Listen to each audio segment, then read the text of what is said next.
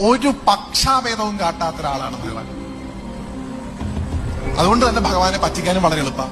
നമ്മുടെ ഈശ്വര ചൈതന്യങ്ങളിൽ ഏറ്റവും അധികം നിഷ്കളങ്കമായിട്ടുള്ള, ഏറ്റവും പ്യുവർ ആയിട്ടുള്ള, ഏറ്റവും നാൻവഡ്സിക്സ് ആയിട്ടുള്ള ഒരൊറ്റ ഈശ്വര സങ്കല്പമുണ്ട്. ആരാണ്? മഹാദേവൻ. നിങ്ങൾക്ക് എളുപ്പം പറ്റിക്കാൻ പറ്റും. ഭഗവാനെ നോർത്ത് ഇന്ത്യയിൽ വിളിക്കുക ഭോലേനാഥ് എന്നാണ് കേട്ടുണ്ടാവുന്നത്. ഭോലേനാഥ് എന്ന് പറയുന്ന പദത്തിന്റെ അർത്ഥം എന്താ? Such an Innocent person. ഇത്ര കണ്ട് നിഷ്കളങ്കൻ ലോകത്ത് വേറെ ആരും ഉണ്ടാവില്ല. ചെറിയ ഉദാഹരണം പറഞ്ഞാൽ നിങ്ങൾക്ക് മനസ്സിലാവും. ഒരു അസുരൻ മഹാദേവനെ തപസ് ചെയ്യുന്നു. മഹാദേവൻ പ്രത്യക്ഷനാവുന്നു, ചോദിക്കുന്നു, നിനക്ക് എന്ത് വരമാണ് ഭഗവാന് വേണ്ടത്? ഉടനെ പറയുന്നു, ഭഗവാനെ, ഞാൻ ആരുടെ കലയിൽ കൈവച്ചാലും അയാളെ തല പൊട്ടിത്തെറിച്ച് മരിച്ചു പോകണം. തഥാസ്തു. ആ വരം കൊണ്ട് എന്ത് വരും വരായിക വരുന്നൊന്നും ചിന്തിക്കുന്ന ഭാഗമേ ഭഗവാനില്ല.